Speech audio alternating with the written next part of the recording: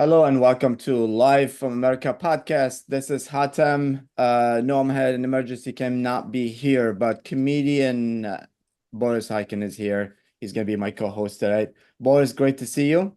Likewise, And excited we for this. have a very special guest. One of the guests that we had before, you have to check his episode before about inventing the email. It's a great episode. Uh, Dr. Shiva Ayyadurai, MIT PhD, the inventor of email. He is a scientist, inventor, entrepreneur, scholar, holds 4 degrees from MIT, and he is here today to discuss his campaign. He is running for president, and you can definitely go and see shivaforpresident.com to get all the information. And I cannot wait to get this conversation started with him. Dr. Shiva, great to see you again. It's been a while. Yeah, good to be here, Atem. Hope you and both you guys are doing well. Thank you so much. So a lot to talk about. I encourage everybody to, like I said, to watch the episode about inventing the email where he proves that he did. Because for some reason, there's still topics now that you're running for president comes out again. And it's a great episode, so you got to watch it. So Dr. Shiva, why running for president? Well, Hatem, my entire life journey has been about doing the impossible and always pushing the envelope, because I believe that from a very human standpoint, we come into this world. We didn't create this world when we were born, but we have infinite opportunities to do what we want. So that's sort of my core belief. So you talked about inventing email. I was 14 when I created the first email system, period. There's no gray area on this reality. The only problem was I didn't promote myself like others did, right? It took until 2011 when I went into the Smithsonian and it created a fabricated controversy when the facts were obvious that I invented email as a 14-year-old kid. Now, when I invented email, the military-industrial complex thought this was impossible to do because they didn't have any faith in ordinary people. In fact, when I was creating the first email system at a medical school, the surgeons would come to me and say, "Why are you doing this?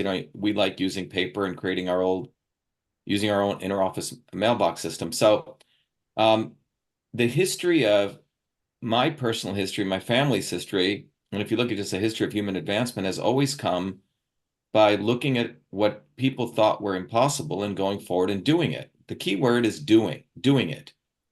It wasn't, I didn't sit there in a room and just theorize, could I create email? I just went and did it. I wrote 50,000 lines of code, talked to these secretaries, created every feature that we see. And I called it email, by the way, the first time anyone ever used that term. And then as a 17-year-old kid, I got the first United States copyright for recognizing my invention officially by the government. The only problem was, as an innovator, I didn't like Elon Musk, the doofus who actually doesn't create anything but promotes his stuff, didn't promote anything, you say, until 2011, when the so-called controversy was created. But when I went to MIT, one of the big challenges I took on across those 4 degrees was, could you really solve the real issues of medicine? Because I saw my grandmother in a small village that I grew up in India being able to heal people by observing them applying an ancient system of Indian medicine. And I wanted to understand that. After I got those degrees, I went back to India, studied this ancient system of medicine, did two things. And I was able to uncover that these ancient systems of medicine weren't really systems of medicine. They were exactly the same as engineering control systems theory, which you learn as a graduate student. And that became an entire institute I've created called Systems Health, which is really creating a new brand of quote unquote doctors. You don't want to say doctors because the FDA comes on you, but Hippocrates said, "He who is not his own doctor is a fool." But we're literally teaching people how to understand their body as a system. Right now, if you look at it, the average person is totally freaking confused on what to put in their mouth, what to eat, what to do. They spend thousands of dollars on supplements. They go do this exercise, that exercise. There's information overload, and it's actually killing people, and people are wasting their money. This approach helps people take an engineering approach to understand their body as a system, figure out what's right for them. Now, that was thought of as impossible. And then for my PhD work, I went and tackled the problem of eliminating the need for animal testing, which we've created a completely radical platform. We're modeling every disease on the planet, and we're discovering combinations of therapies which come from natural products, the 10 to the power of 36 compounds in nature. So another thing that people have always thought was impossible, Hatem, was, and this has gone on for ages, right? The concept that people have been brainwashed to think a small set of people should always rule over the rest of us. as ingrained into us as there was the impossibility of only birds could fly, right? Or only, you could never have light, right? Darkness came. Well, the latter two things were resolved by science, right? Bernoulli's principle, we figured out how to create airplanes, right? It was a foundational physics. Or electromagnetism, the work of Maxwell and Faraday. We now have electricity everywhere. People thought these things were impossible. So I wanted to really approach a much more fundamental impossibility. Why is it a bunch of few Zionists or few Brahmins or few Nazis promote political ideologies that they think they're the best and everyone else is fools? And this political ideology is what has subjugated people since the dawn of humankind. And people have thought this is normal. It isn't normal. I never could accept it growing up in the caste system in India. So I used all my knowledge, my resolve to solve that problem. And that has resulted in a framework called Truth, Freedom, Health, where we teach people the knowledge of systems science, which is what I uncovered in my work at MIT. It is the knowledge of systems is what the elites use, Hatem, to manipulate us. But that same knowledge framework can be used to liberate us. So that is now, since when we last spoke, if you remember, everything I said has come to pass. I had the prescience to expose the lockdowns in March of 2020, way Booby fucking Kennedy, Jill fucking Stein, Donald Trump were pushing lockdowns. They may try to rewrite their history, but you have to look at what they were doing when the crisis went down. I was the one who started the Fire Fauci campaign, said this guy's, Booby fucking Kennedy stole my material, waited a year to write a book, totally plagiarized material. And that's what the Kennedys do. It was my work when I ran for Senate in 2020 that I uncovered the fact that there is a fundamental way they can manipulate the voting machines. And we proved that. And how they do signature verification. When I discovered that, I was thrown off Twitter, which led to a historic federal lawsuit where I won that in the preliminary injunction. We showed that there's an entire backdoor infrastructure to social media companies. Long before the CIA Mossad agent, as we know as Fucker Carlson, concealed it. We told them everything. They waited. So why was I able to do that? Because when you apply the knowledge of systems, you see interconnections and you're able to see the future.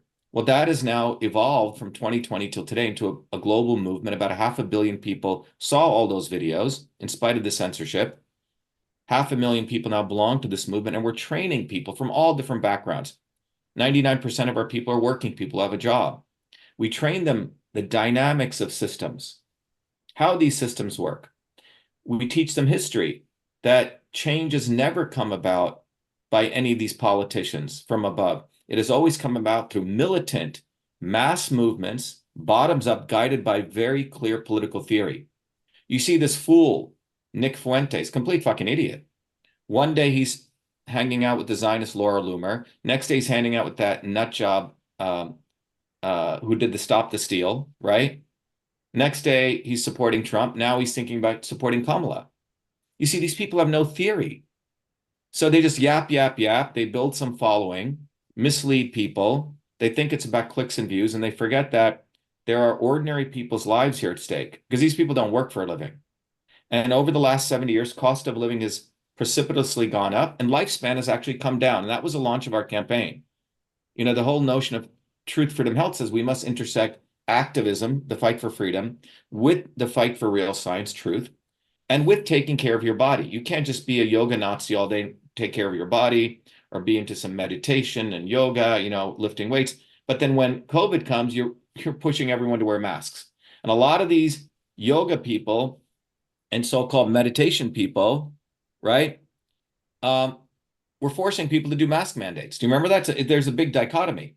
So our approach, a systems approach, which is the approach that Kissinger and Brzezinski, everything that's taught at MIT and Harvard, that's what they use to oppress us. That systems approach is what we use to liberate people at a very fundamental level. So that has now grown into a movement. So we decided that, as thousands of our volunteers, we said, we should run for president. Why? The reason is that when you come to a point in life and you decide that you don't like what you see in the world, some people are fine with the way things are, but if you come to that point, The establishment only, I call it the swarm. By the way, everyone should go watch the video, shattertheswarm.com. If you guys haven't seen it, you should watch it. It gives a detailed analysis of how the few control the many. It's only 15 minutes. I do a little whiteboard thing like my climate change videos. Shatter the swarm. But the swarm wants to make sure that we always take our eye off the ball, that we never build these bottoms-up movements. That's their fundamental goal. So as a part of that, they want to make sure that the knowledge of how to manipulate large-scale systems, transportation systems, healthcare systems, is only something that they own. Now, you have to understand, I used to teach the two most important electives at MIT on systems science, the most popular electives. So this knowledge of systems is what the elites use to oppress us. Systems thinking is not based on just looking at the parts of something, but looking at the whole and the interconnections. And we live in the world of complex systems right now, and we can talk more about that.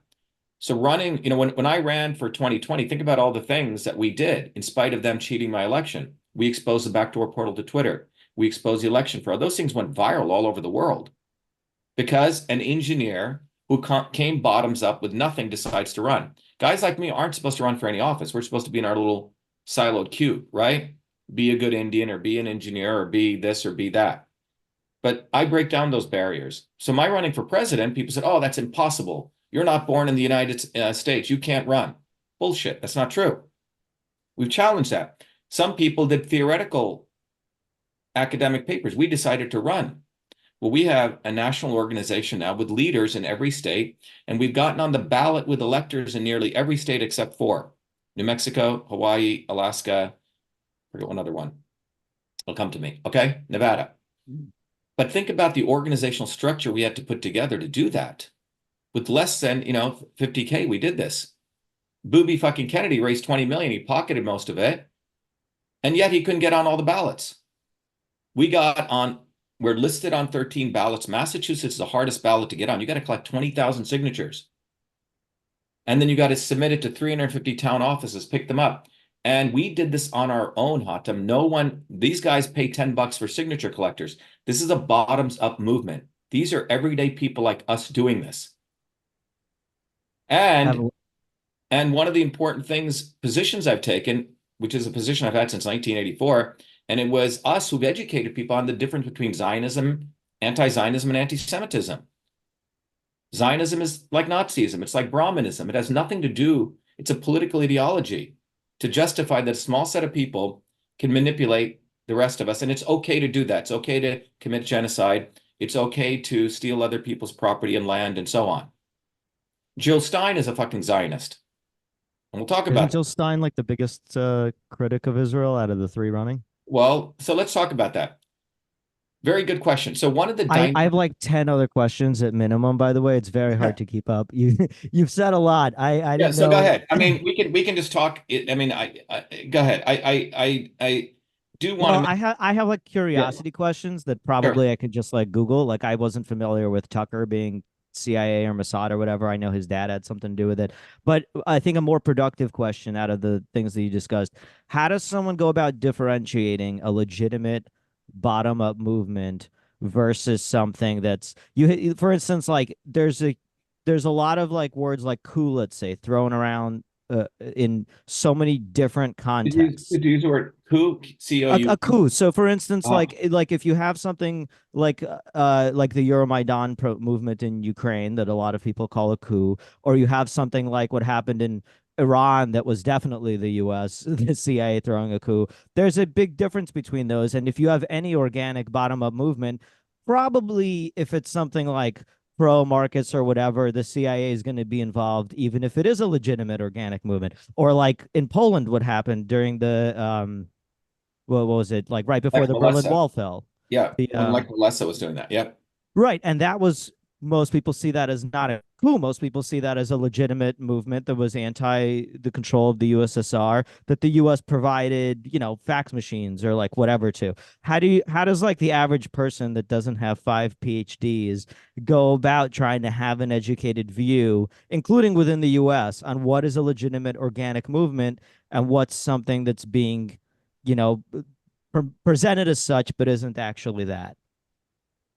So, Boris, the question that you're asking is the kind of questions we should all be talking about. Okay. These are the question you're asking is the question of our time. Okay.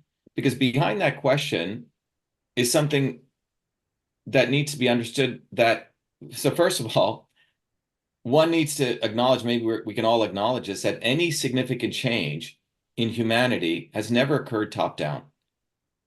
So if you look in the United States, and I'll answer that question the following way. If you look in the United States, there was a period of time, it's unfortunately been removed from US history, called the Great Upheaval. In the late 1800s, particularly, we were transitioning from the agricultural era to the industrial era. And it was a very brutal time for the average person. People worked 20-hour days. There was child labor, right? There was very little infrastructure. And in the midst of that, people individually, bottoms up, started rising up. And those movements, and in 1886, I don't know if you're familiar with this, Boris, 4 American workers got hanged for fighting for the 8-hour workday, which is considered one of the most biggest travesties of justice. How many of you guys knew this? It's completely been wiped out of American history. More importantly, workers throughout the world, because throughout the world there was a phenomenon going on in India, in Russia, in the United Kingdom, in Ireland, because there was a major world transition taking place. In commemoration of those 4 workers being hanged, do you know they called it May Day?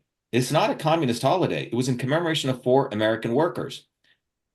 And then 7 American workers were shot. Those guys were hanged. Were shot in Milwaukee, Wisconsin for fighting for the 8-hour workday. So most of the history of the American working class fighting bottoms up, not from some communist China or Russia control, had to be wiped out. Because by the early 1900s, these movements were truly independent movements. They were popping up everywhere, bottoms up. And they were in Lowell, Massachusetts, right north of me here, in the big mills, women organized, a lot led by women. So that gives you a flavor, and of these were not top-down movements. They came bottoms up, and they truly challenged the establishment. In fact, what's also been removed from history is these pictures of millions of people literally in Times Square, blacks, whites, people of all races, fighting for these basic rights. And it was those movements that scared the shit out of the elites in the 1920s and 30s. It was like a gun was put into Franklin Delano Roosevelt's head, and they didn't want a revolution. And by the way, all of this has been wiped out of American history, all of it. And in response to that, we got the 8-hour workday, we eliminated child labor, we started getting infrastructure, clean water pipes. All this shit that we got were from people's names we don't even know. Now, what the elites did was they raised up, the psyop that was done was Roosevelt was the hero of all this. So since that time, there's been a deliberate effort to make sure there will never be a bottoms-up movement. The McCarthy era was part of that. So they branded all these movements as being run out of Russia, right? Or being run out of China. And in fact, they killed the Rosenbergs, a bunch of people, a lot of celebrities, Hollywood people were branded as communists. So between 1950 and 70, the efforts were taken to infiltrate these movements top down. So by the 70s, the unions are essentially taken over by mobsters. The Democrats got to run unions and the Republicans got to run Wall Street. But the end of the goal was to cut off the legs of another workers' movement ever coming up in the United States. So I give you that background to now talk about how you distinguish between what's really going on. Well, one of the distinguishing factors is who's leading these movements. Are they coming bottoms up? What is the goals of these movements? Is it to tell people to go select a leader who's going to save them, or is it to teach people to save themselves? That the only way that history has ever changed forward for the vast majority of people, and people said, I got to save myself. No one's coming to save me. So to the extent I talked about Fucker Carlson, that's what he is. One of the features is that the establishment always has 2 heads. And this is a dynamic, Boris, that needs to be understood. And it's taken me years to understand this. And we educate people on this. Is one head is the obvious establishment, the Bushes or the Cheneys or, the Clintons, et cetera, right?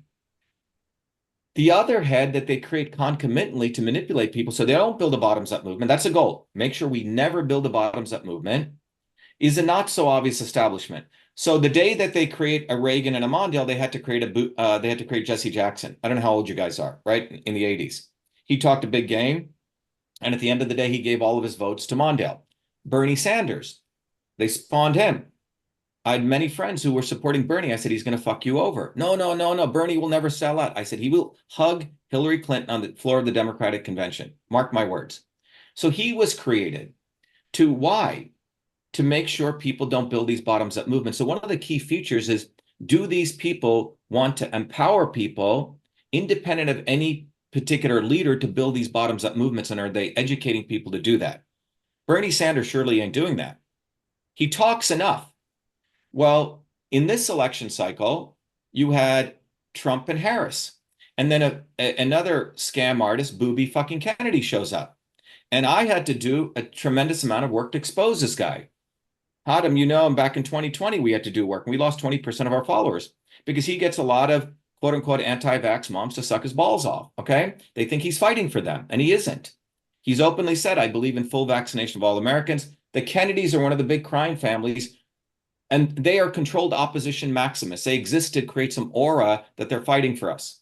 And what did he do? He ultimately, just like Bernie Sanders or just like Jesse Jackson, brings all of his followers to Trump. So a vacuum got created, and they say, well, holy shit, who's left? Dr. Shiva is building this bottoms up movement. So now you have Jill Stein, who's a new spawn. She's going to be the Green Party's being positioned to be the new Democratic Party of the elites that left it. And this will play itself out, because once we understand there is a systems dynamics, Boris, we can understand it. But without that framework, we'll always be chasing tail here and here and here. So I'm saying there is a pattern. There is a systems dynamics. And the issue is, where do our leaders come from? We will have leaders. Are they coming from below? What are their journeys? Or are they coming from above? Are you speaking Boris, I'm globally sorry, or just because within the I US? I'm talking about it globally. In any situation, I mean, you can even look at India. Look, in the movement in India in the 1920s, there was a revolutionary movement that wanted to have a good violent revolution and kick out the British. So the elites brought in Gandhi. A lot of people don't know this. He was really a pimp. He was brought in to stop the movements in India. Nelson Mandela, same thing. You could compare a big difference between Martin Luther King and Malcolm X. Significant differences. The modus operandi is they know, and now with social media, they're watching messaging. They know that there will be a bottoms up movement. And the goal is to make sure that people do not build those movements, Boris. So I hope that answers your question. The feature is that there will be the obvious establishment and the not so obvious establishment. Now, without understanding that understanding has to be really well understood. So by the way, we teach this to, if you go on my Twitter feed, you'll see electricians, medical technology, the range of people that are in our movement, and they understand this. They understand this as better than any political scientist now. We've literally created an institute, a school, and then we get people on the ground. It's not just theory, we get people on the ground. The future is offline. You cannot build any movement online anymore. It's all controlled. The level of shadow banning to real opposition is quite significant. We have about an hour, and there's so many questions to get to know you. So I want to. Can I ask just one more? Yeah, hold on one second. I just want to first welcome John Laster, comedian and one of the smartest guys that I know. And he is the creator of one of my favorite apps, Black App, which promote Black businesses all over. John, good to see you. And he's very smart. So are all of you guys comedians? You guys all they are professional comedians? Oh, okay. Very, very, yeah. And all in New York? Just to said NYC. Yeah. Where do you guys which do you guys different comedy clubs? All over the country. They do it all over the country. They're like very, John, Boris worked together a lot. John as well. John recently, he did the Super Bowl commercial. He tours all over. Same with Boris. They're incredibly funny. You have to watch them. They're pretty funny. There's one of the things about Trump I gotta give you is like have that comedian personality. That he's kind of funny. But I wanna get like, if we can do like quick questions and quick answers, because we really want to get to know more than I really want to highlight because your campaign. But now we have Kamala, we have Trump, we have you, we have Jill. Is leaders a reflection of the people, or it's the opposite? I think I said that our leaders reflect not the people, the state of consciousness, Hatem. That's the short answer to it. Okay. The state of consciousness is reflected in our leaders. And so in order to get the leaders that the small want, they have to manipulate people's consciousness, if that makes sense. They have a feedback mechanism, right? Keep people's state of consciousness low, you know, sort of worldwide wrestling entertainment level of consciousness, and you get the leaders which match that. And once in a while, you'll manipulate them with someone just talking enough stuff to make them feel like they're getting somebody. And typically those people are the not so obvious establishment. But yes, state of consciousness, our state of consciousness is reflected in the choices that we make in anything we do. All right, so let's go. We'll take one question each, Boris, John, and then me. We'll do quick fire to get to know Dr. Shiva and his campaign quickly. Boris, go ahead. Okay, this is going to seem out of left field, but I'm curious if you have a framing for Lee Kuan Yew for Singapore in terms of building a country in a way that seems like it's a top down, even though he kind of started at the bottom, you could say. But how do you see that movement and the establishment of Singapore? Well, obviously, have you been to? Obviously, I'm assuming you've been to Singapore. No, I haven't. I just always I've found been him there. fascinating. So I used to be part of when I was at MIT, I went there 5 times because I helped set up an important educational program in computational biology. Okay. So it's interesting with Singapore, if you've been there, everything looks perfect. You're walking around, everything's clean, everything's like this. But after a while, you feel this eerily weird feeling that you're in a seriously fascist world. Okay. It's like everything is too fucking perfect. Now, Lee Kuan Yew, by the way, people don't know who Lee Kuan Yew, he was really the founder of Singapore. His view, Boris, I don't know if you know, was that the children of colonialism deserve to be treated like slaves.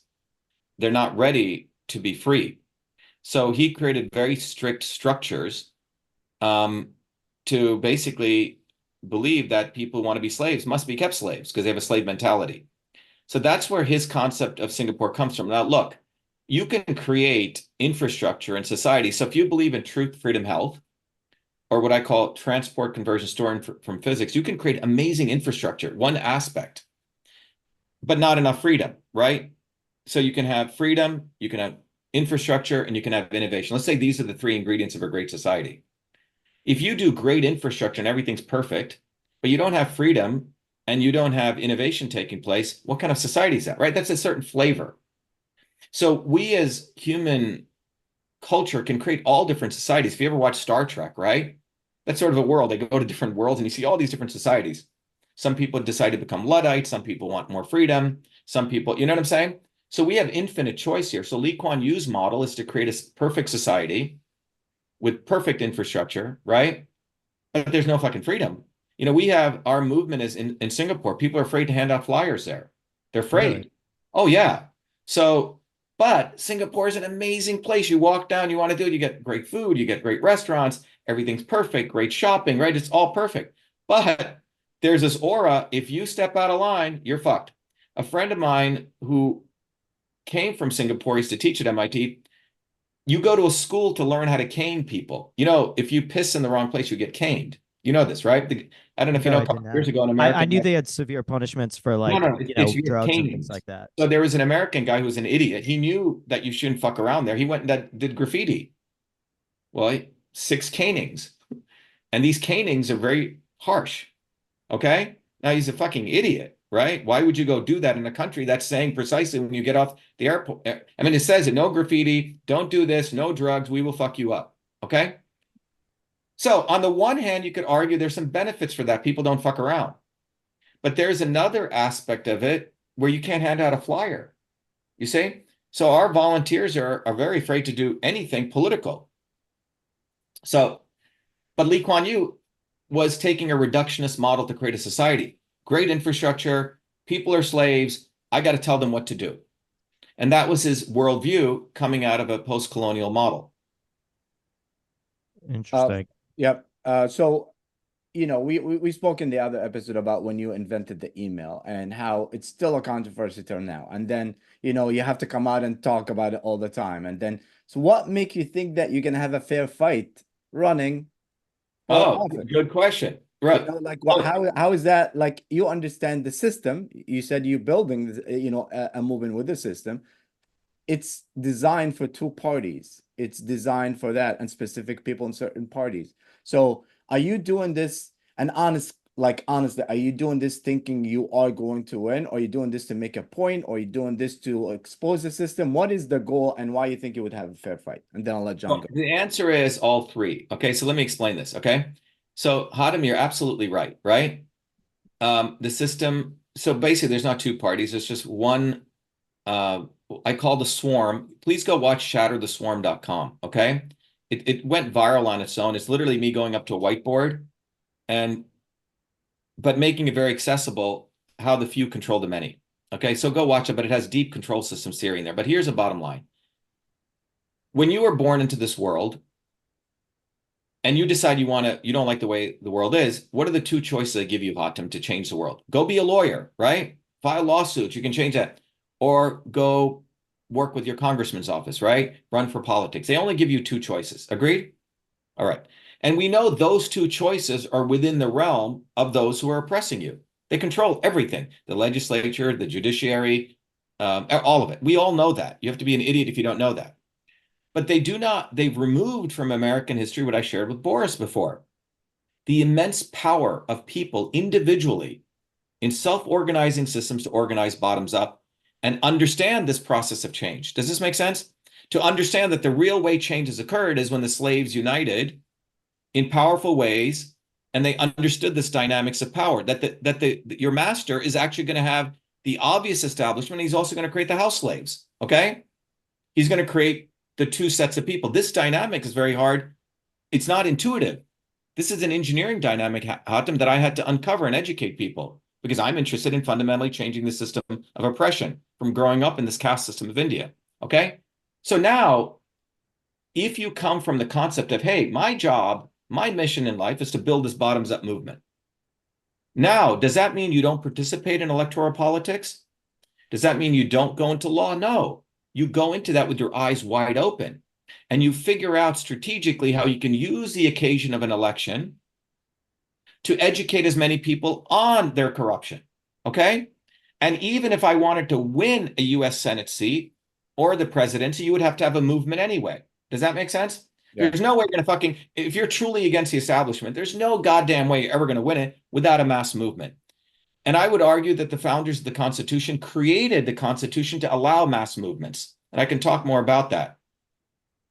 Women in the 1900s weren't allowed to vote. Afghan women were allowed to vote before American women. A lot of people don't know this. Okay? Well, women were not allowed to vote, but yet women ran for the office of president. A lot of people don't know this. One woman got on in multiple states, but she did it to talk about the inequity. And if a woman had been elected, Congress would have now had to change the rules. You see, Black people were told that they were different, right? Segregation. It was a civil rights movement. It wasn't like Lyndon Johnson decided to do something. It was mass movements. The war in Vietnam did not end because someone, Nixon ended the war. It was mass movements, right? So my running for president gives people the opportunity to get over many, many sort of mind fuckings. Oh, he's not natural born, which is never defined. He can't run. Well, we've gotten over that. We actually are on the ballot. People are, what the fuck? How? I'm the first naturalized citizen ever in the history of the United States on the ballot. Now that should be covered by every major news media. Why isn't it? Okay. Then what we're saying is we got on the ballot in nearly every state as a write-in. So everyone listening, you can write Dr. Shiva in, or you can see my name listed in 13 of these states. Okay. Profound. But what are we telling people? We are telling people that we must build a bottoms-up movement. If you look at the cards, I don't have one here. We've handed out 10 million of these cards on the ground, our volunteers. What does the message say? It's got a picture of me, Dr. Shiva, voter write-in, but it says save yourself. The front of the card, it's a business card. I wish I had one. I don't know if I can share here the screen. Can I share the screen here? Uh-huh. Let me bring up the screen if that's okay with you guys. So our messaging is very honest, very direct, okay? And we don't want to bullshit people. We are saying that when you vote for me, you're voting to raise your consciousness to want to fundamentally save yourself. Can you see that there? Yeah, there you go. So when you go to the website, we've open sourced it. So if you go to the free download section right here, this is a card that we have. The front of it, can you see that, Hatem, everyone? Boris, it says save yourself. So these are 2x3 business cards. On the back of it says, they are killing you, shatter the swarm. And look at the timeline here from 1970 to 2030. Cost of living has gone up and lifespan is now going down. If you have a child today, your child is going to live shorter than you. If you're a business person running, or you guys are running you guys are comedians, or you're running your YouTube stations, whatever. If your views are going down or your sales are going down, you're going to say, what the fuck am I doing? Look what's going on here. And that lifespan going down is not me. That's from Kaiser Permanente. And it's not from COVID. So the message is, look, you want to save yourself. Now, if you want to save yourself, I have learned how to fight. And I will teach you how to fight. Start by going to Shatter the Swarm. Vote for us because you want to get off the fucking plantation. So vote for me says, I have gotten to a certain point in my life. I'm not believing winning is voting for Trump or Harris or the lesser of evils. Like, you're completely unplugged from that, Hatem. That's what we're moving people's consciousness. Now, when you move your consciousness there, why shouldn't a Dr. Shiva be president? I mean, you just read out my qualifications. Don't I represent more of the founders of this country versus fucking Kamala Harris or fucking Trump, who's a fake businessman, who's owned by fucking the Zionists, both of them? I mean, what are you talking about? Isn't a guy like me a representative of the American people versus a guy who's got to fake it by going and working in McDonald's, and that's his shtick. He's learned how to be an entertainer. So the goal in running for president, I could be an armchair little theoretician. I could have been with my pipe smoking at MIT writing shit, but I don't like to do that, man. I like to jump in. So there's an opportunity for election. So what does a true revolutionary do? Do you sit on the sidelines and critique it? No, you jump in. But you jump in with a very clear message. Save yourself. Write us in. And we've mobilized a movement, man. Go look at on our website the quality of people. Teachers, IT workers, mothers, nurses, ordinary people out there in the rain and snow. They collected signatures. Now show me how many of Joe fucking Stein's or Trump or Kamala's people are like that. None of them. With less than 50 grand, we got on the ballot. This is a bottoms-up movement. Our message is simple. Shatter the swarm. Look what's going on. How can you think that things are going to be any different? Look at this fucking graph. You have to be a fucking retard. Things aren't changing 1970 till now. It may not be politically correct to say that, but fuck it. But look at it. You have to be a mental retard. So talking about, Dr. Shiva can't win. Well, shut the fuck up. What are you talking about? You're a fucking loser if you think voting red, blue, or green. I mean, the reason I went off on Jill Stein is Jill Stein is a liberal Zionist. She's the one, some of you may know Cynthia McKinney is. This is the first time I've ever heard someone call Jill Stein a Zionist. She's a fucking Zionist. Look, what is it that, well, I have two questions there, actually, because I don't want to unravel Boris, I'm sorry, because John's been here for a while. I want go ahead. Right. I mean, I'll come back to that. I'll answer that, but if we can, if you can unshare for a second. So John, I'm sorry. I'm terrible. No, sorry. Yeah, go ahead, guys. John, I'll give you the mic for next few. John is a history major, right, John? Because we always have. Yeah, Afro history major. Yeah.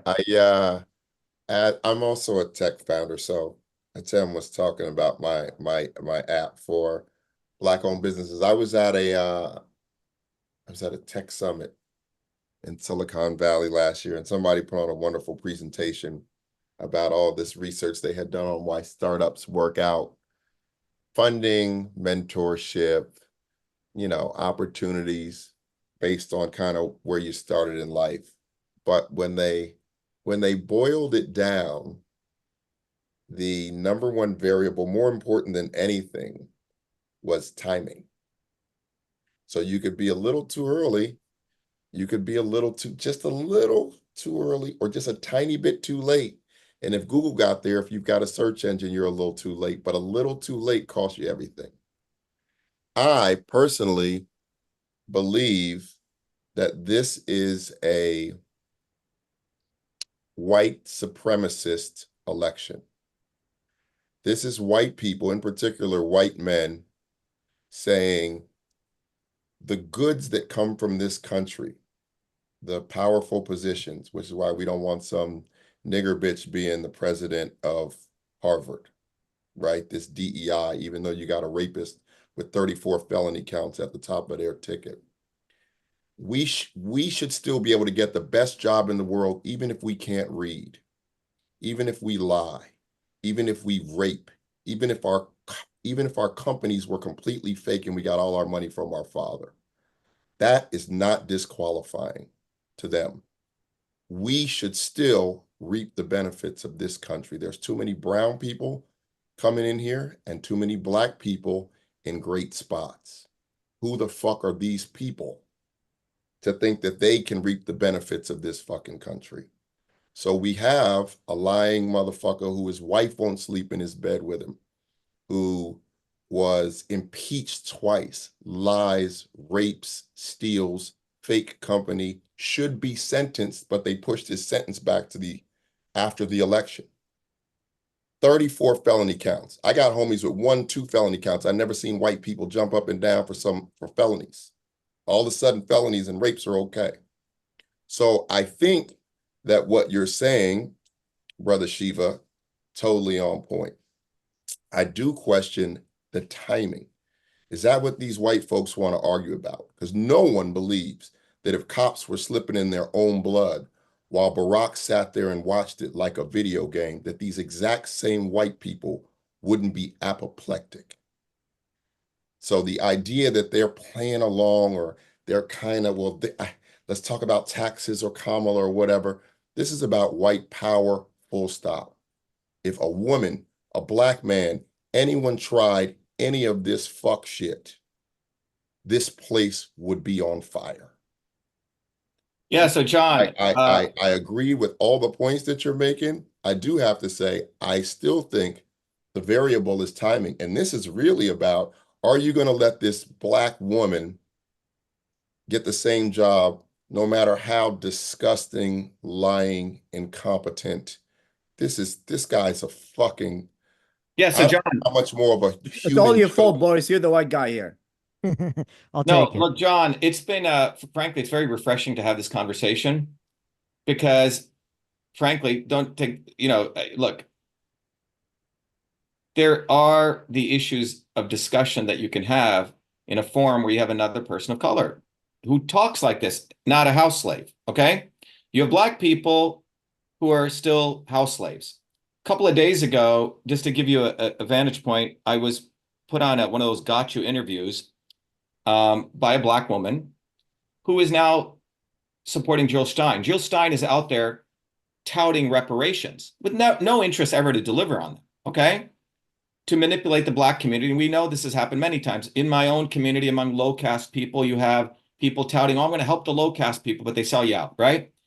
But so this woman puts me on the show, and look, just to give you a vantage point on this, John, I grew up in an India where I saw this, where I went to, as a 4-year-old kid, I went to my friend's home and his mother spit on me, called me the Shudra, which means you're a low caste, wouldn't even let me in the house and fed me water in a different cup. And that's when I was woke up. Holy shit, what the fuck is this? I went to my mom. She goes, oh yeah, when we go to the well, that's how the Brahmins spit on us. By the way, Kamala Harris is a Brahmin. Vivek Ramaswamy, another disgusting fucking Brahmin bullshitting piece of shit. All right? So we have to understand the caste system in India typically was against the darker people, right? And the fact that my parents even fucking made it here is quite 1 in a trillion, John. There's a picture of my mom who got a math degree as a woman in India. This dark-skinned, black-looking woman, that's my mother, with all these white Brahmin guys with turbans. 1 out of 50. So my mom was extraordinary. My dad grew up in war-torn Burma, back to India, and studied math at the age of 10. He never seen a book. He became a very smart engineer. This is fucking unheard of, these 2 mutations, and that's who I am the product of. So you have to understand my journey has been a deep hatred for this fucking oppression, racial oppression, caste oppression, and I've never lost that anger. Never. So where was email created? Not fucking MIT. It was done in Newark, New Jersey. My customers were black women and secretaries. That's where email came from. Now, I didn't even know about MIT, John, until 2 weeks before I applied. The last 3 years, I went to an all Zionist public high school where these white Jewish kids, talk about racism, supremacy. I got 800 out of 800 on my SATs. No one even told me about MIT. I invented email. Don't you think my guidance counselor would tell me about MIT? Nothing. My mom had helped these two homeless women stay in our apartment. My mom was always helping people. And one of them had a wacky friend, who said, you should go to MIT. I thought it was a mental institute, Massachusetts Institute of Technology. I filled out the application just as a joke, get in, come to MIT. I thought the place is so fucked up. I was into sports. I was a pretty good baseball player. I didn't want to go. Then my Holocaust surviving Zionist teacher says, oh, no, you must go, because the institute wanted to get credits. So when I came to MIT, I had enough credits to graduate 2 years. But you got to understand, no one even told me about this place. And I spent my whole life at MIT learning how to fight. When a Black woman dean got fired because she was supporting a lot of the affirmative action things, I was the one with my fellow Black student friends who were from the inner cities. We organized demonstrations. All the Indian kids were all Brahmins. They hated me. You see, so just because someone has this color issue, we have to recognize there's some other dynamics, and there's the fucking house slave and the field slave. So when this woman was interviewing me, she tried to do a gotcha, because she didn't tell people she was, sucking off Jill Stein, who, by the way, to get back to your point, Jill Stein is the one who threw Cynthia McKinney out of the Green Party, because Cynthia McKinney, who's a Black woman, who's the only congresswoman who exposed AIPAC, said maybe Israel was behind 9/11. It was Jill Stein who threw her out of the Green Party, because you have liberal fucking Zionists now. Ceasefire now. Ceasefire has nothing to fucking do with really solving the issue. By the way, John, I think you guys would like this. Let me share my screen. I put this book cover together. You see what it says? This gets back to your point, John. Genocide. How to Buy Real Estate with No Money Down by Jared Kushner and Bibi Netanyahu. Okay, forward by Kamala Harris. But this is what's going on. The reality is we have supremacist ideologies which are created. Manifest Destiny was one of them. White supremacy. Zionism is another one of them. Brahminism, it takes Hinduism and says these people are the upper caste, all of you are shit. Nazism. So there's been a recurrent process, but ultimately it's about grabbing land and real estate and assets. And I think, John, it's done in a much more, the general thing, there's white supremacy, which we've seen, but also this notion of using any fucking ideology. Zionism is that, right? A small set of people, they actually believe they're two souls, and none of us we only have one soul, if you actually go read this stuff, right? So this larger notion. Who believes you have two souls? What's that? Who believes? In Judaism, Jews have two souls. You don't have two souls. We're all lower, okay? Christians, like Zionists, practicing Jews or like ethnic? When I went to Israel to visit, and I sat, this family, they invited me to the Seder. The guy says, I just got to tell you, this is very rare that we invite you to a dinner. We have two souls. You have one soul. You at best can be an advanced animal, but you can never get to our stage. I've never heard of this. Go study it. Go study it. Did you have questions? Brahminism believes the same concepts, that the Shudras are, they have to clean the toilets. They have to do these other things because they fucked up in their past life. So all of these religious remnants take some aspect to ultimately use it to manipulate people. Can I just ask it, not trying to get into a side argument about it, but just curious because we're focusing on a lot. You're talking about I've never heard of this Jews two souls thing, but I am a bad Jew. I didn't grow up practicing it, so I easily don't know various. But you're jumping between Zionism, but then the belief in the two souls thing is Zionism was relatively secular, so presuming that right, Zionism is a secular. What I'm saying is you have these religious ideologies, Hinduism, Christianity. Political ideologies seem to take some aspect of these institutions, wrap it up to create a political ideology. I'm not saying Judaism, that's the whole nature of Judaism. Neither is it the whole nature of Judaism to talk about reincarnation and past lives, okay? But we can have a longer discussion about that. But I want to get to John's point here. What we're witnessing right now with Trump and Kamala Harris is actually, John, no one like fucking Trump would ever be considered, given his history of things that you just went through. You have to understand that initially when Trump came out, I thought he was anti-establishment. I supported him, but then I started seeing all of these contradictions. When I started exposing the actual fraud issues, Trump took all of my material and made $500 million off of it. Then he invited me to Mar-a-Lago. I don't know if you guys know this, end of 2022. The night before he invited me, he endorsed a fucking guy here, a guy who actually did the election fraud with the Republican Party against me. So 99% of people would have said, oh my God, Trump's inviting me. Let me go. Our volunteers and us, we wrote back an email to him. We said, we respectfully decline to come. You're fucking talking about election fraud. What happened to the money? And you see, that's a very principled position. I was down in Miami a few weeks later, and one of my friends says, oh, Shiva, you're so fucking critical always. You're critical of these people. Why don't you just visit him? I got the next invitation. So we went to talk to Trump. Me and Michelle went. We went to visit him. It's a 2-hour meeting. He's in a little small room, and he looked like a frail old actor, removing his makeup. Seriously. And that conversation was very illuminating. What I left with was sadness. Like, this guy has fucking nobody. His fucking daughter wants to use him. His fucking son-in-law is a fucking Zionist hoodlum. And there was a woman walking in and out of his room called Susie Wiles, who's now his campaign manager, who's head of Ballard Communications, which is the most deep state fucking PR firm you can imagine. But in those 2 hours, Trump said, oh, thank you so much, Dr. Shiva. You're amazing. You did all this work. And then I would say something, oh, that's a good soundbite. Let me write that down. And it was an interesting conversation of a guy who's just a fucking actor. There's nothing else there. And you know what's even creepier about that is the producers of the show said that initially they really even struggled to make him look like he from had The Apprentice. Yeah. They said that they were struggling to even make him look competent. A lot of editing, a lot of rewrites to even Big time. But now that he doesn't have that, when you listen to him, he doesn't even have to sound competent. He doesn't. So He doesn't. But what I have to tell you guys is I've met with the guy. He's taken my material. A book just came out, What Happened with the $500 million he raised for election fraud. He only used $9 million. Look at the amount of money that his family has made from this, and screaming that they were not.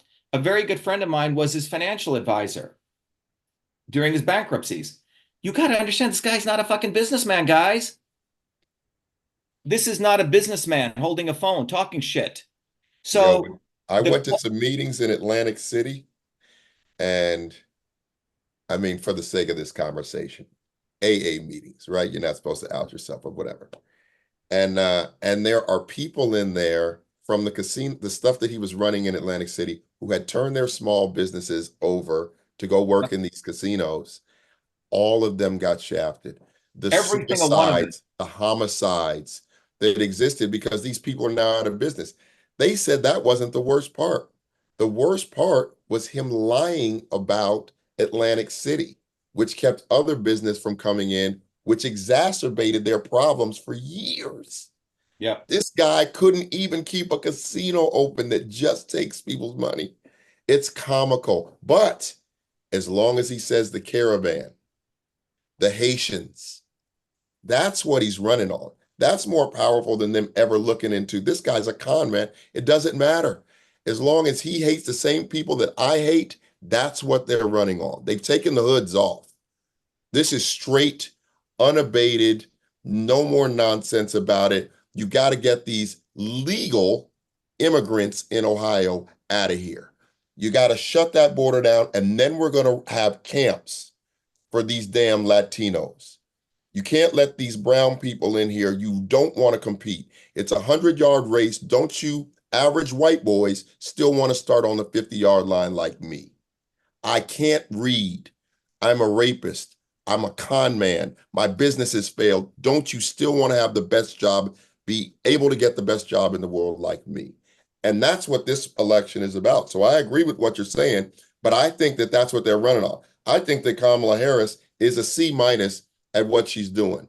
You really need to just bring it all out in the open and say, how are you guys going to vote on this so we can stop pretending?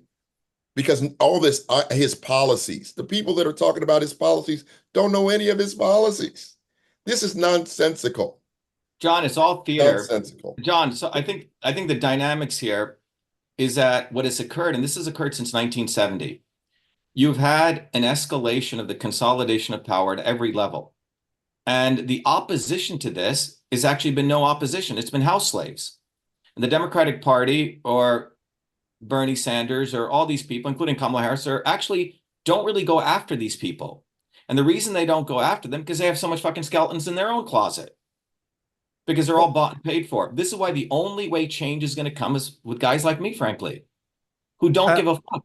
Bottoms up. So when you get to your timing, John, let me just say a couple things on timing. You're absolutely right, right? You start a business, you talk to most entrepreneurs, they'll say, you know what, I was lucky. There's a big thing in luck when you did things, okay? There was a search engine company I worked for many years ago in 1993. I told the CEO, and I wrote most of the search engine from a natural language piece. I said, we should take this on the internet. He goes, no, we only use on CD-ROM. Internet's not going to go anywhere. He was a fucking idiot. It could have been the Google at the time, you see? But the point is, it is about timing. Now, what is the timing that I'm banking on, John? The timing that I'm banking on is there's a significant amount of people now looking beyond these two parties, alternatives, and the opportunity, and I think the timing is right, to educate these people. There is no fucking savior coming. You have to understand the dynamics of power. And you know what? I've understood those. And I could be teaching that at MIT, which I used to, but I'm going to teach it to you because I fucking hate these people so much that I have been given many opportunities to be co-opted, but I refuse to do it. So that's the timing. The timing is if you go look at our videos of people coming up, I do these little videos now of people telling why they're going to vote for us. And they're guys fixing his garage or he's doing landscaping, ordinary people.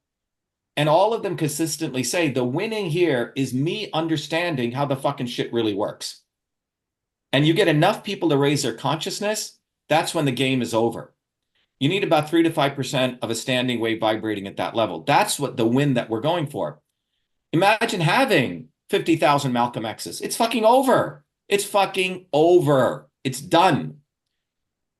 So a million Gandhis or a million fucking Nelson Mandelas or MLKs, you keep the shit going on. But well, you get 50,000. And in all fairness to MLK, the MLK that they show us constantly is a guy who was saying, through this civil rights legislation and by turning the other cheek, taking the Gandhi approach, we'll be able to make this change. At the end of, and this is a video that I show people all the time, at the end of MLK's life, Martin Luther King sitting on late night TV, he says out loud, he's talking to Harry Belafonte, who is guest hosting for Johnny Carson. He said the moves that we made with the Civil Rights Act and the turning the other cheek, the nonviolent marches that we did, Martin Luther King says this, don't take my word for it. He said it didn't work. He said it was a failure. And which is one of the reasons I started BLAP, was he said, we need to find an economic solution to these problems. Meaning it did not help what he called the lot of the Negro. So most Black folks never did gain anything from that. We were cut out of that, those loans that created the middle class, coming, those GI loans and all those government-backed loans. We weren't able to buy those places. The Donald Trump and his father were writing C on the applications back then for colored so that we couldn't rent or buy. We were redlined into districts that cost us hundreds of billions of dollars of wealth. I created an app so that we don't have to march, so that we don't have to go out into the street, so that you can go on there, add something to your cart, and start buying Black-owned goods in the same place for the first time in 400 years. Now, with that being said, that doesn't mean I'm going to survive this. You, Brother Shiva, know that once you start getting people together and people buy in, Black folks have been killed for that. Just like you talked about the hangings with the unions and the 8-hour work week. There is a pushback. If you think that these fucking white folks are not going to come for me, you don't know the history of this fucking country. What I'm banking on is that the tech will outlive me. The habits will outlive me, even should something happen to me. You can't burn it down this time like Tulsa. You can't burn it down this time like Greenwood. You can't take and hang 4 people. That's not going to be enough this time, is all I'm banking on. But I do believe in the ground up approach of pick up the app, and let's start something on our own instead of waiting on these fucking con men and women. Yeah, so John, it's very similar because what we've done is we've created a platform, because otherwise it's all about dependent on me and you burn yourself out. So I used to teach system science at MIT to 50 kids. Now we teach it to everyone, and we're teaching people to train others so I can step back. So the things survive. It's what's called a self-organizing system in system science. You start it and it goes on its own. Because in the old days, they just killed you. Then they just character assassinated you. Now they make you invisible. That's what they're attempt to do with our campaign. So we go offline. We hand out these little cards. Those cards I told you, the cards go to our data center. Everything is independent. The new social media is going direct and perpetuating yourself so it's not dependent on an individual. But we should talk offline, John. Yeah. Absolutely. Yeah, and I think everybody should download John's app and just light humor. You can use it to find black businesses, and if you're racist, you can use it to avoid black businesses. Yo, they don't need any help doing that. No, it works for everybody. Yo, but believe they don't need any help doing that. John, you have more downloads now. Yo, John, I'm raising money right now. It's the end of the year. I'm raising money. Do you know that as black founders, we are down to 0.2%, a little under 0.2% of venture capital? So if you round that up or down, wow, it goes to zero. Keep in mind, some of that money from these white dudes is allocated for black women founders. So I'm out trying to raise money with a fraction of 0.2%. So if you think that they need any help not finding black folks, they don't need any help. This is systematic. I'm trying to promote. They're drowning our babies in the bathtub right now. I'm trying to promote your ad, brother. Come on, boys. You have a question? I got lots of questions. I think it would take too well. I'm going to try to ask more broadly, just things to kind of better quick understand. Quick fire. What do you have? Yeah, a quick fire. So it feels like the subtext to a lot of the kind of buckets that you're putting those that come from the kind of convenient second head, the Gandhis and the MLKs. It feels like a lot of the overarching thing is nonviolence, including Nelson Mandela in that camp. Is there like, to say the thing out loud, is the thing that is a revolution by violent means the alternative if you're going outside the system? So I think you're using the wrong criteria. It's not violence versus nonviolence. It's about consciousness versus lack of consciousness. If you look at the Bolshevik Revolution that took place in 1917, that got done without a shot being fired. Didn't they kill a ton of the Romanov children? that was a revolution. Well, we can have a longer discussion on this, okay? Because the reality was the Navy, the Army, all came to the side of the Bolsheviks, okay? If you build a true bottoms-up movement, the elements of law enforcement and other elements will come to your side, okay? So this is a larger discussion that we can have, but the issue is, are you educating enough people to understand the dynamics we're just talking about? That's what the goal is. Now, if you look at what happened in South Africa, there were many, many trends. Since you brought up Nelson Mandela, I want to take a real example versus speaking in the abstract. Otherwise, you don't get anywhere. In South Africa, for years, there were many movements to try to overthrow the racist apartheid.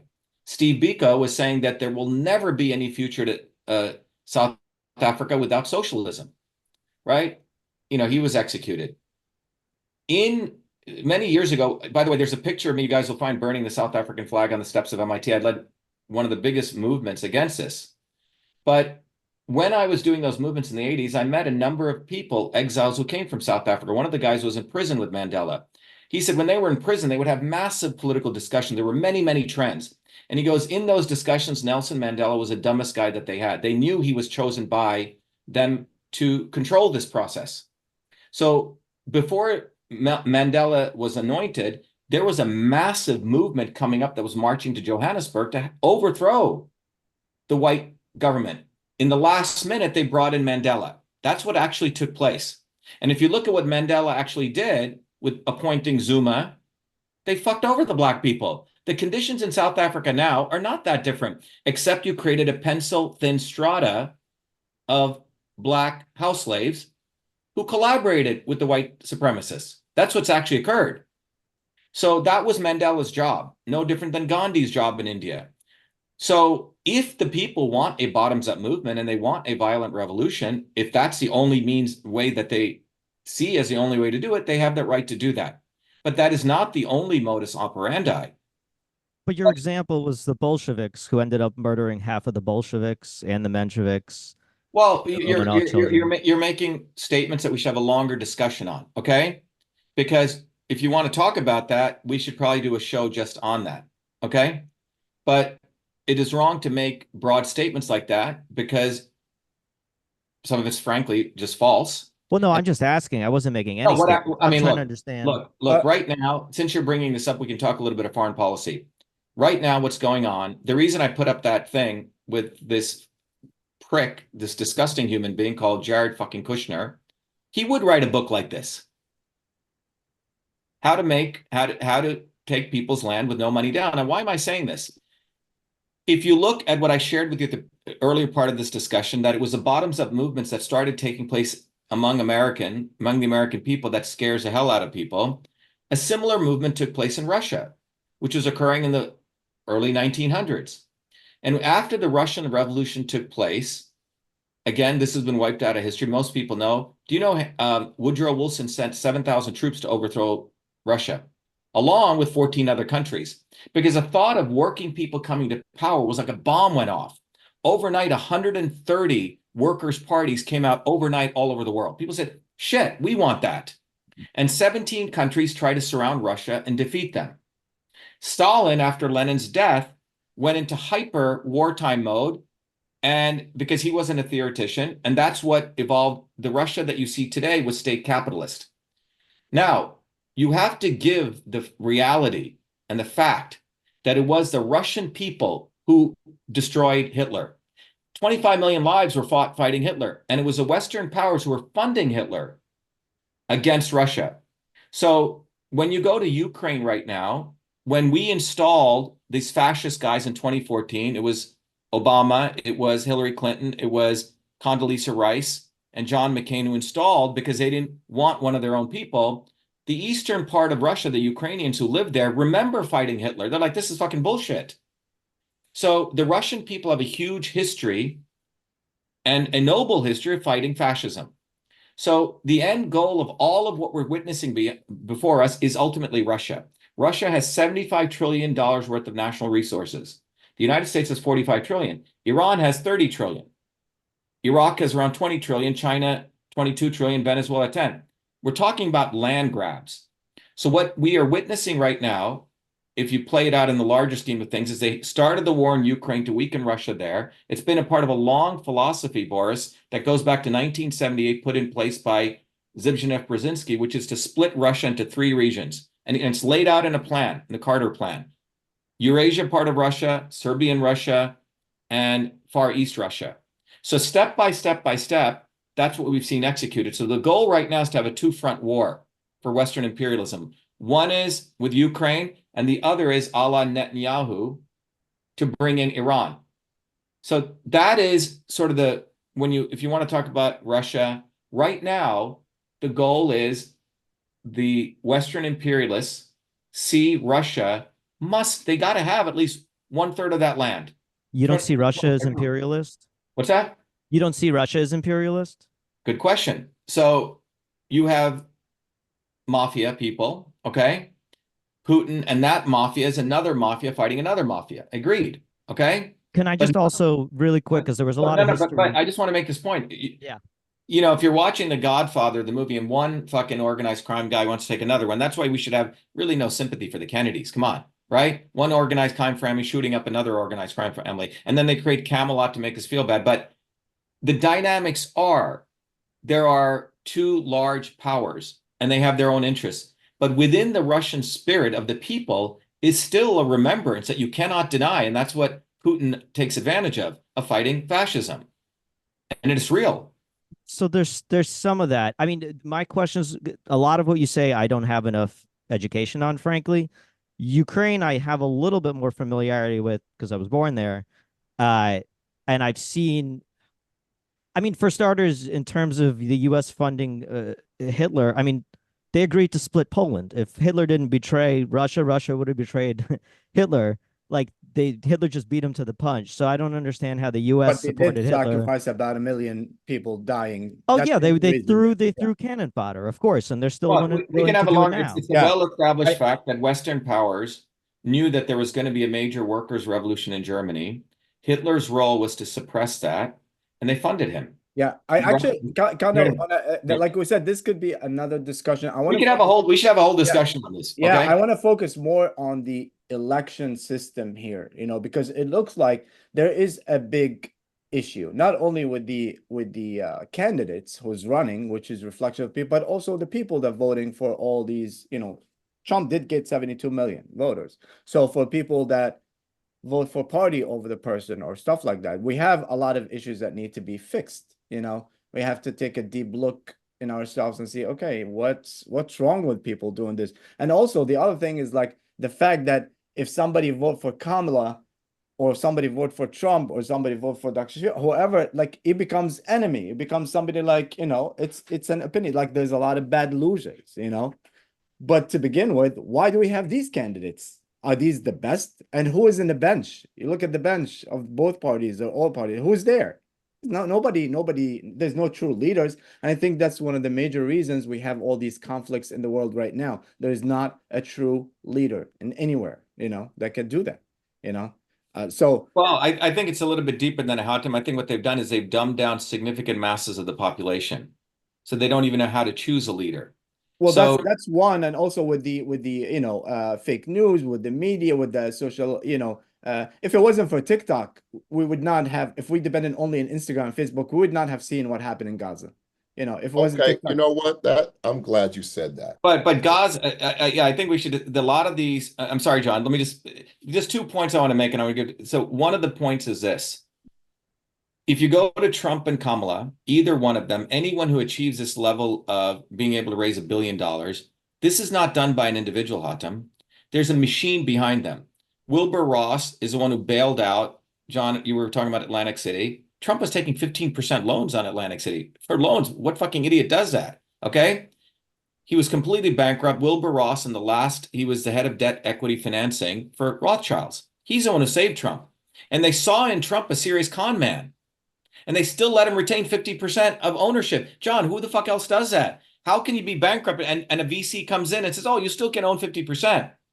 They let him do that, and then they put him on a trajectory to become president. They hooked him up with Ari Emanuel, got book deals, The Apprentice.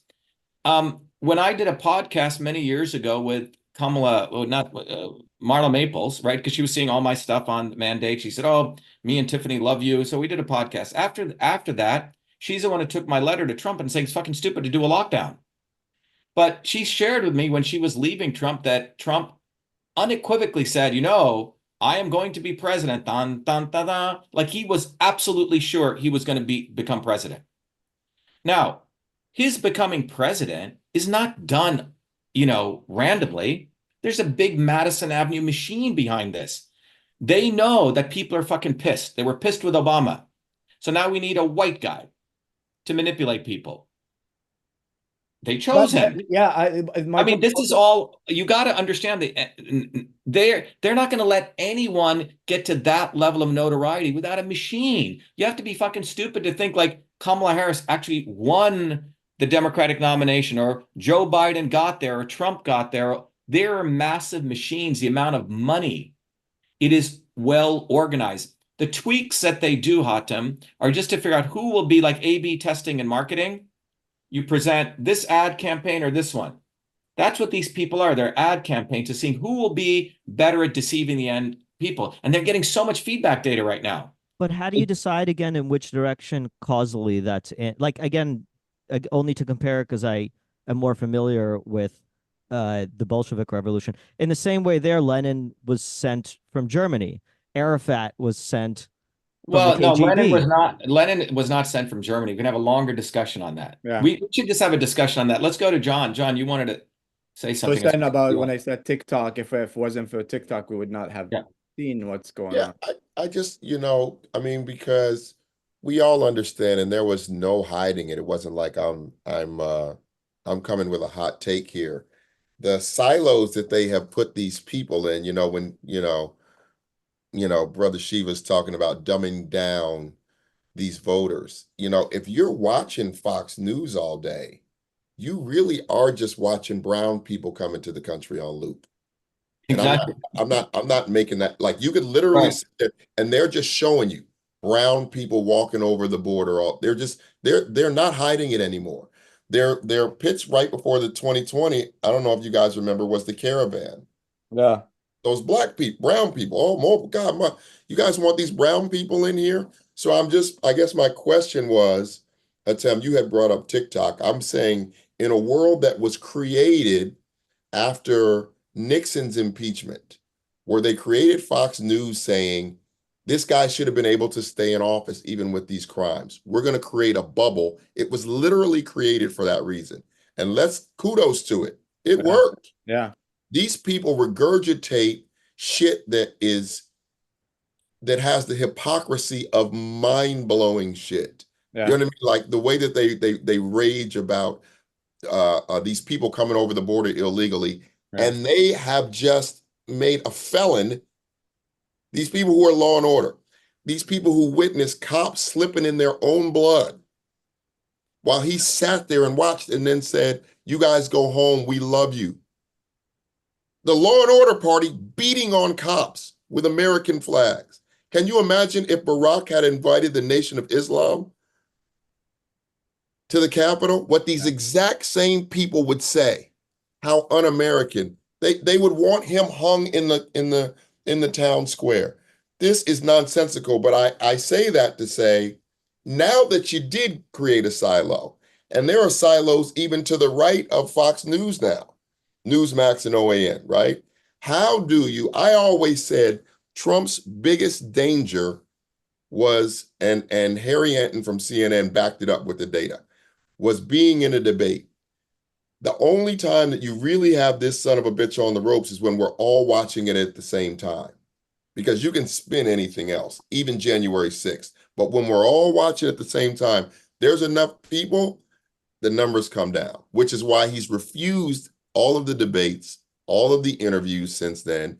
That's what he did down the stretch in 2016. So I'm wondering, since everyone's siloed off, how do you get through to a lot of people who literally regurgitate? I mean, these people are all on television now talking and running ads all over the country about trans swimmers. You people have never met a trans person. You never will. You never will in your whole life have any interaction but the trans and the Mexicans and the Haitians. Dun, dun, dun, dun, on loop. So I'm saying, since they have that loop, which is well established now, and you can get intelligent people to have a conversation with you about a trans person that they've never met, we are talking about boogeyman on steroids. How do you get intelligible conversation with this? You just said it, Hatem, 72 million people. So let me tell you how you do. So let me answer that don't question, John. misgender. So John, first let me answer the question. In, I think it was early 2000, I was running a company. One of the companies I created was to automatically, separate from email, was to create, analyze email and route it. All the Fortune 1000 companies would use us for customer service.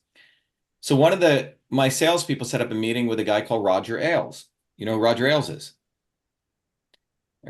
He's the one who founded Fox News. He's the one who wrote the book called The Making of the President after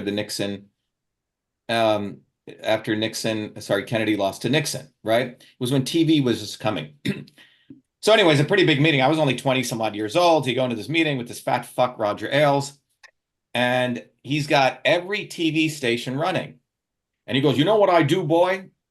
And I go, "You run Fox News?" He goes, "No." He goes, "I sell a consumer product. I sell a product no different than P&G sells toothpaste, or they sell Cheerios, whatever." He goes, "I'm selling a consumer product."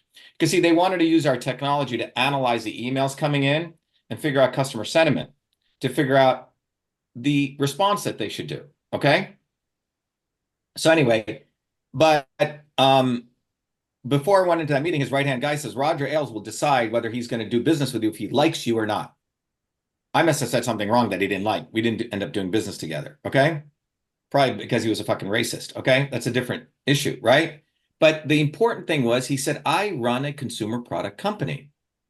And Ailes knew the power of what is consumer marketing. You segment people. Okay, this is this segment. I'm going to market them this message, this message. So to John's point, they have so much fucking data with Peter Thiel and Palantir and Elon Musk and all these fucking people. They have so much data gathering. That was in 2000. Now with the data, they know, okay, Dr. Shiva is putting out this message. No to Zionist cocksuckers. People like that. Or Dr. Shiva did this. They call up Booby Kennedy. Hey, Booby, write a book on fucking Fauci. We need you in there. Okay? Or so they're seeing trends of people breaking, John, from the swarm. And when people start to do these independent movements breaking, that's when they bring in, as a feedback system, one of their not so obvious establishment people. I've seen this in real time. In our own movement, Kennedy would send people to our Zoom open houses that we do every Thursdays, literally hear my shit, and the next day we'd be seeing it word for word for word. So that this is in control systems, we call it a feedback. So they're watching the movement of people, the target markets changing, and they have to keep us in their consumer space. So the answer to this, John, the way we win this is educating people on this process. Step one. And who can you educate? Those people actually want to be educated. So I don't give a fuck about the dumb fucks. You want to follow Trump? I'm not here to convince you. I tell people, if you talk to a Trump or you talk to someone who wants to wear 10 masks, give them another mask. Don't try to fucking convince people. There's enough people out there who are getting it. We want to give them the structure of this knowledge. The second piece that needs to be done is you have to walk people down through a process. So one is they need to understand the dynamics of power. That's why I told you guys, go to that video. Don't do it for me. Shatter the swarm. Then we need to teach people, do you want to get off the fucking plantation? Do you want to stand up on your own 2 feet? And John, that's what you said. Do I want to create people to be economically empowered? Do you want to be politically empowered on your own, independent of any of these fucking guys? So we did a focus group. We asked all these people, and people came from all different backgrounds. People were Bernie supporters who come to our movement. People were Trumpers. People who supported Obama. Why did you come to want to really be part of this movement? Oh, I saw your climate change video, which exposed shit. Or I saw this video. So we consolidated all those almost into a curricula. So they didn't randomly come into it, John. So those people then go through that and they go, fuck, these people really fucked up. That means the only way out of this is me. Now, some people, that's too scary to realize that they have to take personal responsibility. But those people who find you can build a serious movement out of that. But there's not going to be a movement built on, it's the 80-20 or the 70-30-10 rule. A famous guy called Price Pritchard, who did organizational theory, he said whether he looked at pygmy cultures, or whether he looked at corporate cultures, whether he looked at ancient Native American tribes, he always found out there were 3 sets of people. The one set of people who never want to fucking change, and it was always 30%, the resistors. 50% of people like to watch a ping pong game, watch which way the argument grows, entertained. There were only 20% of people who were always innovators coming up with, hey, I don't like that. Hey, I don't think it's like, that's not right. That's not good, right? And he goes, the problem in change is that the people who want to change the world, they make a very crucial mistake. And it's a lesson they have to learn. They spend 80% of their time on the resistors. You ever have a company, ever start a startup? You may have initially 5-7 people, and there'll be one fucking guy you hire who said, oh, I don't know if we can do that. I don't know. You need to fucking get rid of those people. Yeah. And so the resistors destroy everything. So he says you have to be like a Doberman and get rid of those people. Don't even waste your time. You must spend your time on the people who actually want change, because then, like a magnet, they're going to pull the other 50% over. So what's happened, John, is we've spent a lot of time. You have this two-headed beast. And then people who start to break spend way too much time trying to convince people who are never going to change. So you have to actually go into the pool of people who are actually coming up, who are starting to question. So most of the people come to our movement are people who've never voted. People who are questioning things in a fresh way. It's much harder to get people from other movements to come because they carry a lot of baggage. You see? But or people have gone through a journey that they've been fucked over by Bernie Sanders or Trump or Tulsi Gabbard, right? They went through that journey. So we tell people, look, you need to probably get fucked over another 5 years. Sometimes people need to get fucked over. So what I'm saying is it's unfortunate, but when you're building a movement, you have to focus on the tip of the spear so you can bring people. You don't have enough time to go try to convince every person. So that's strategically what we've learned. So my running for president, we're finding amazing people. So if you go look at our Twitter, Facebook feed, you can see those groups, John or Hatem or Boris.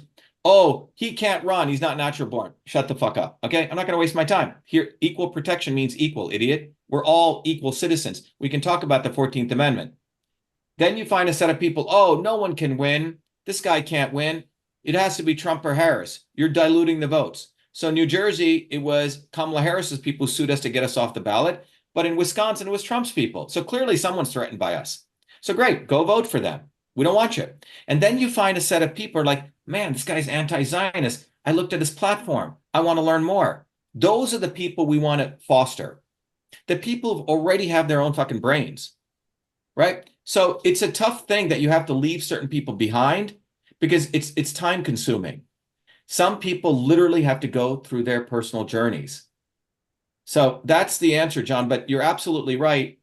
This is a very, very well-designed target group model. They know what message is the right message for the right person at the right time to tell them to come back to the swarm. That's what it's all about. Oops, that guy's breaking.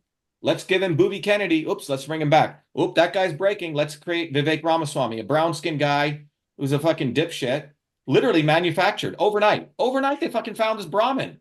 He's literally a Brahmin who said we should go kill all the Palestinians, right? Where the fuck do they find this guy? Overnight, he's created out of Yale. Overnight. They have him rapping a little bit to act like, he's one of the brothers or something, right?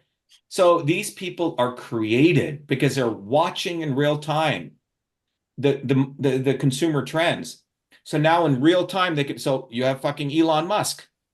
I mean, the guy's never really created any successful business. Where government ends and Elon Musk begins, nobody knows. But he's promoted. You see? So they are creating fictitious characters to keep the masses in line in these target market groups that you're talking about, John. And they do it with great consciousness. Oh, yeah. But Roger Ailes was a master at this. Who's the head of Fox News? Master. And also, just to be fair, also the other side, like MSNBC or something, they go way beyond as well with lies. They go to a different target group. Okay. Yeah. One group is the plantation. The other group wants to keep people on the plantation. Okay. And that's what's really going on. So sorry, I was just going to ask, do you have an example? Is there a government the government's probably too specific a word. Is there a system that currently exists that you think is worthy of emulating or one that you No, find... I think that's a wrong question. I think the question, see, what I'm saying is it's not comparing it to another system. There have been moments in history, Boris, where people have sort of moved in that direction. The late 1800s, early 1900s were that moment when you talk about these movements, okay? There was a period during the Paris Commune, 2 months it lasted. There's a period around 2 years during the Russian Revolution. It's like you get the airplane up for 12 seconds, right? Doesn't mean that you should never try flying again. There have been instances in history when these movements had certain opportunities for success. There have been instances where we had leaders who were getting to this point before they were executed, like Malcolm X, okay? But the issue is to look back at those and learn from these things. And that's what I've done my whole life. I've looked at revolutionary history and then aggregated that knowledge into a framework. That's what our movement is, Truth, Freedom, Health. We figured out the dynamics of social change. If there is a set of principles on how you got an airplane off the ground, those are the principles I've discovered. And the goal is, how do you deliberately do social change in a much more codified way? But like, forgive me, because I could probably go online and find some of this, but I was trying to find like what your positions are. Like, I know you obviously, it sounds like you're anti-Zionist, and here are my positions, right? Put them up, okay? Oh, there we go. Okay. Yeah, they're up on, I tweeted them out, but we have to dismantle CISA and the government's backdoor into all these social media companies. They're gathering. So government has now outsourced their stuff to private companies. In China, it's one. Now we have these fictitious private companies, but they're actually one with government, okay? You know, I believe ultimately if you want to really go at the First Amendment, and I'll go to each one of these if you want, but it's up there. You can go find it. But the broad things are, the First Amendment is something that's very, very important to secure. Elon Musk is not fighting for the First Amendment. He's the biggest guy against the First Amendment. So when I got thrown off Twitter in 2022 for exposing the fact that the government of Massachusetts deleted ballot images, it was my lawsuit that exposed the government has this backdoor portal. I told Fucker Carlson about this so-called Glenn Greenwald. They did nothing. They sat on it. And then the Twitter files came out much later, appointing Elon Musk as a stalwart for free speech. But Elon Musk tells you to your face, free speech does not equal free reach. Says that. Is there a single, I don't want to say established, but somebody with the credentials of a Glenn Greenwald journalist that you find to have credibility that you could communicate something like this to that would spread it to more people? Well, which part? Our movement or for instance, what you're talking about in terms of election fraud? Well, the reality is, Boris, I don't rely on any of these guys. We did get it out to about 500 million people during that period. Okay, if you go look at the number of video views and unique views we got, we did it on our own. The censors came after that. But if you look at the election fraud, this is what happened. We did get out real issues. Trump came in and took my stuff, and then Mike Lindell took the shit and started selling pillows, and then they got crazy people to do wackadoodle shit, saying there's bamboos and these things. A guy called, his name was Jeffrey Fulia. That's his actual name, Jovan Pulitzer. So there are real issues that guys like me find, substantial issues. And then what they do is the establishment actually pollutes it with disinformation. They make it crazy sounding. So then it's easy for one of the oppositions to attack it. So that's what happened with the election fraud issue. But we did get it out. But what's happened now is Lindell made all this fucking money off of the shit, talking wackadoodle shit. And I had to separate myself from him. I said, Mike, you're talking crazy shit. It's not real. It's not true. Yeah. So Well, I'm saying the duplicity that takes place is the news media doesn't want to cover stuff. And then if something does get out there, they have an entire entourage of people to discredit it by taking it to an extreme. And I can give you many examples of that.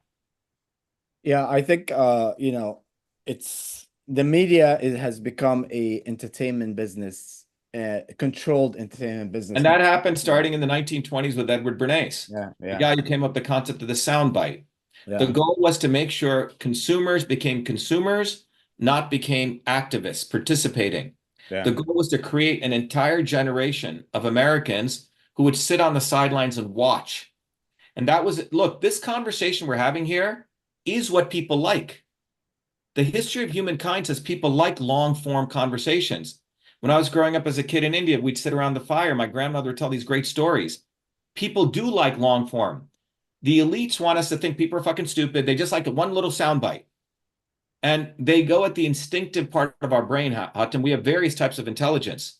So since the early 1900s with Edward Bernays, the father of advertising, the goal was to intentionally make people be watchers, viewers, and not be participants.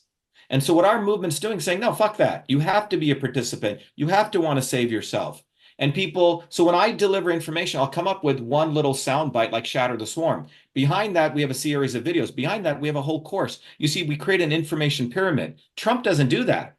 Trump is at the instinctive mind, just fucking people over those immigrants, right? Those brown people, or the, lock her up, or do this, right? He is going at the instinctive part of the human brain, which is the lowest part of the human brain, never elevating to the intellectual part or the really powerful part of the brain called the intuitive part. So when I communicate, we try to bring people through all of that. And it is a much harder job, but what we end up with it is amazing people who get it. And now you can build a movement out of that. You can't build a movement out of fucking morons you have to argue about Trump. Well, if you don't fucking get Trump is fucking you over, I don't want to fucking talk to you. Here's all the data. Here's all the things he said he was going to do. And look at what he fucking did. He fucked you over. Now, if you still want to go pursue him, then you're an abuse victim. You're literally in an abusive relationship. So that's the way that we're going to win this, is to go to the highest form of human intelligence, raise people's standards, not dumb shit down, and not insult people. And that's what we're doing. And it's successful. How the fuck did we get on the ballot in 12 states listed? It wasn't with money. We only raised 50 grand. Yeah. Well, I mean, there are enough people out there, Hatem, who get this. There are enough intelligent people.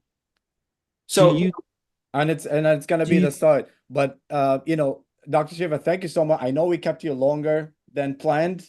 I really appreciate your time. This was great. It's always great to have you. I'll leave a last comment or question to each one quickly, and then we're gonna go. But I really appreciate your time. And then the last and final word will be for you, Dr. Shiva. Boris, you wanna go quick? Yeah, I'll ask. I've read that Bernays book on propaganda, and like part of the whole thing in that book was that the pejorative definition of propaganda is a relatively modern thing, and in a country, it feels like aside from just pragmatic and speaking to people's intelligence, there's always some element of myth making. What do you think? What role does that play in terms of either having a popular movement, having a stable government and a stable society? You have the people that you have scientists that make the atom bomb, but you have politicians who control how we use it and control the resources that the scientists get to make it in the first place.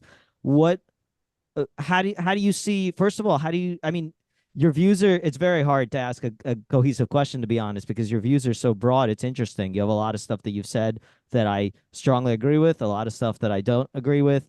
And it's hard to pin you down, which I like. It's nice not talking to somebody who's just like, okay, this guy believes this.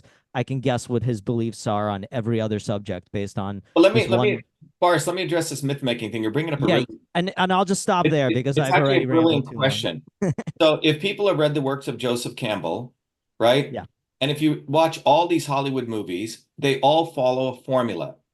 And the formula is within the first 3 minutes, you have to bring out the protagonist, right? If you follow, all the movies follow what's called the hero's journey. Everyone's probably heard about this, right? You introduce a protagonist, and then he doesn't want to do something, like Luke Skywalker, right? He doesn't want to leave his home, and then someone convinces him, a sage, a mentor comes to say, no, you need to do this. Then he begins his journey. He goes through the journey of losing certain battles, and then he wins his major battle, and then he comes back to the world with this major, he becomes a hero, right? This major resurrection. It's throughout human, this is what Joseph Campbell identified as a hero's journey. It's very powerful. Some people believe this may be built into the human psyche. What the elites have done, Boris, they have understood the hero's journey. Understanding that, they are engineering fake heroes, not real heroes. They're real heroes who come from below, like a Malcolm X. But they are now engineering fake fucking heroes like fucking Donald fucking Trump. Fake hero. So they know within the depths of the human psyche is the real story of someone who comes from below, wants to fight, struggles, goes through their losses, goes down to the depths of the cave, and comes out of it with a real resurrection of some great noble thing to give humanity. This is a hero's journey. You follow?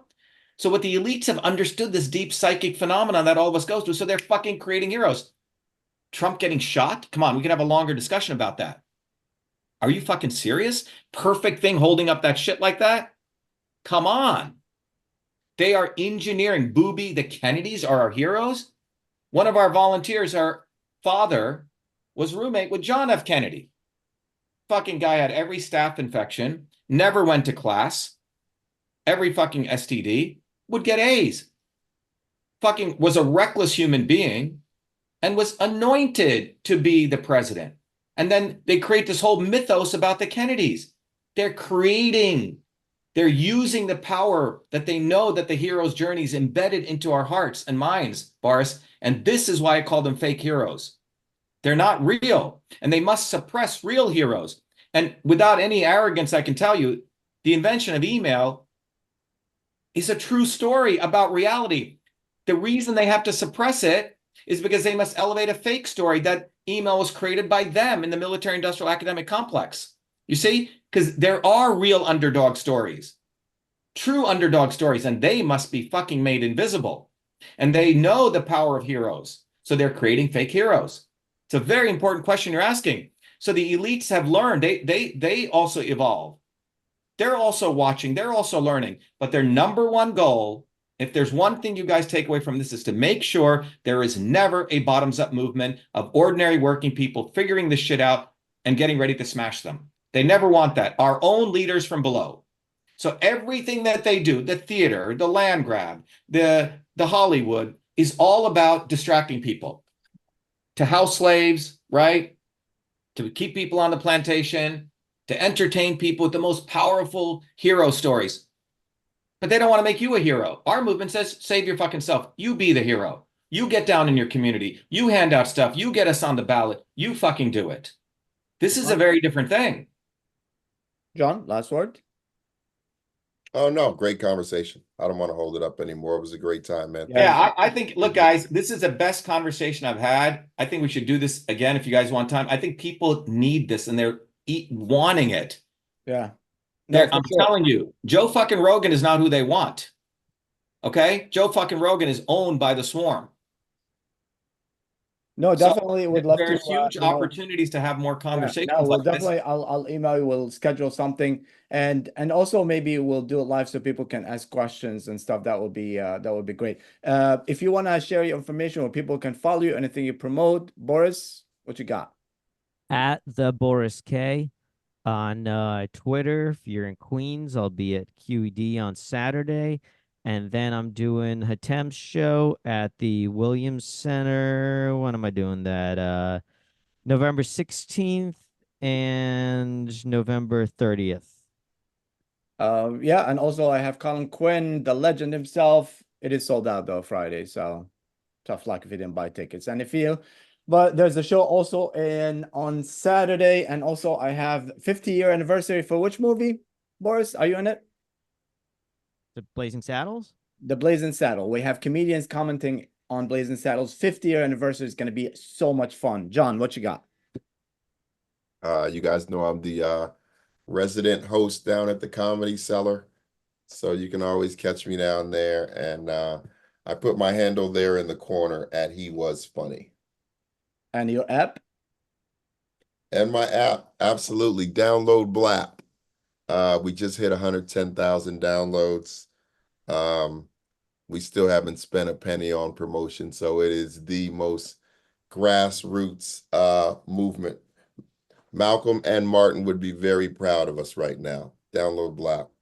That's awesome. And Dr. Shiva. Yeah, there's two sites that people should go to for your own educational journey. Go to shattertheswarm.com. Watch that video. Obviously, for our run for president, go to Shiva4president.com. Those are the two places people should start at, and get on the ground. And by the way, you can vote or write us in most of the states except Hawaii, New Mexico, Nevada, and Alaska. But everyone else, people can do it. Do it as a exercise of your own consciousness, wanting to save yourself.